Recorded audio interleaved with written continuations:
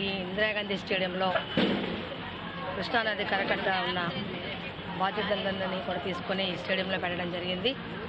అందులో భాగంగానే ఈ వరద బాధితులకి గోకరాజ్ గంగరాజ్ గారు ఎంతో మంచి మనసుతో గత 15 రోజుల నుంచి కూడా మరి చక్కగా ఆదరణగా వీళ్ళందరినీ చూస్తూ జరుగుతూ ఉంది.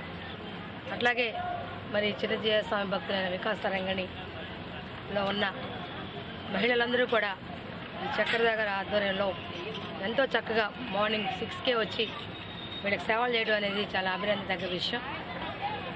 నేను చూస్తేనే మాకు అందరికీ కూడా ప్రజాపదమైన మా అందరం కూడా చాలా సంతోషం వ్యక్తం చేస్తున్నాం.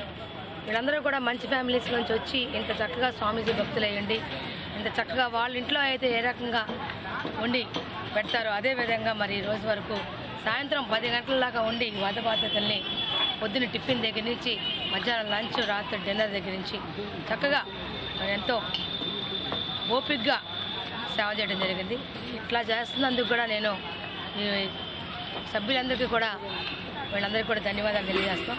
ప్రతి ఒక్కరు కూడా ఇక్కడ ఉన్న బాధితులందరూ కూడా చాలా సంతోషంగా విజయవాడ నగరంలో ఇందిరాగాంధీ స్టేడియంలో గోకరాజ్ గంగరాజ్ గారి ఆధ్వర్యంలో ఈ చక్రధార ఆధ్వర్యంలో బాగా పెడుతున్నారు అనే విజయవాడలో ప్రతి ఒక్కరూ కూడా చెప్పుకొని సంతోషపడతా ఉన్నారు. అట్లాగే ఇంకా స్వామీజీ గారి ఆధ్వర్యంలో ఇంకా మంచి మంచి కార్యక్రమాలు గంగరాజ్ గారి ఆధ్వర్యంలో జరగాలని ఓ ప్రజాప్రతినిధిగా నేను కోరుతున్నాను.